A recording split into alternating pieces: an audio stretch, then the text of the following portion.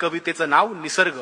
प्रत्येक ओळ प्लीज खूप शांततेत ऐका की किती फुलांवर हक्क सांगतात त्यांना जन्म देणारी झाडं, किती फुलांवर हक्क सांगतात त्यांना जन्म देणारी झाडं, अन वाहता वारा वसूल करतो का दर महिन्याला भाडं.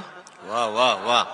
लिटरभर पाण्याचा काय भाव सांगते नदी, लिटरभर पाण्याचा काय भाव सांगते नदी, आणि किती ऍडव्हान्स मागतात ढग पाऊस पाडण्याआधी. क्या बात आहे. वा वा.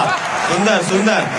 जबरदस्त बापू. किती हत्ती दात पडल्यावर, निलेशराव, किती हत्ती दात पडल्यावर आपलाच हस्तिदंत विकतात, किती हत्ती दात पडल्यावर आपलाच हस्तिदंत विकतात, आणि चोचीत मावेल तेवढंच खावं हे पक्षी कुठून शिकतात. क्या बात आहे. वा वा.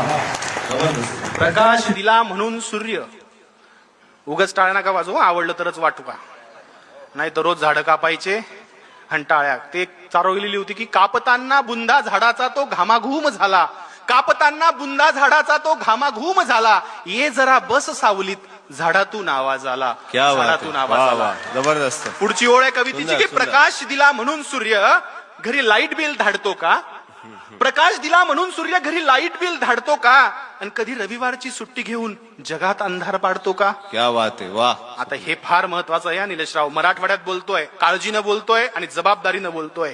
हलका वाघ भारी वाघ, हलका कोल्हा भारी कोल्हा, उच्चवर्णीय लांडगा दुसरा लांडगा, असं त्यांच्यातही असतात का हो नाती.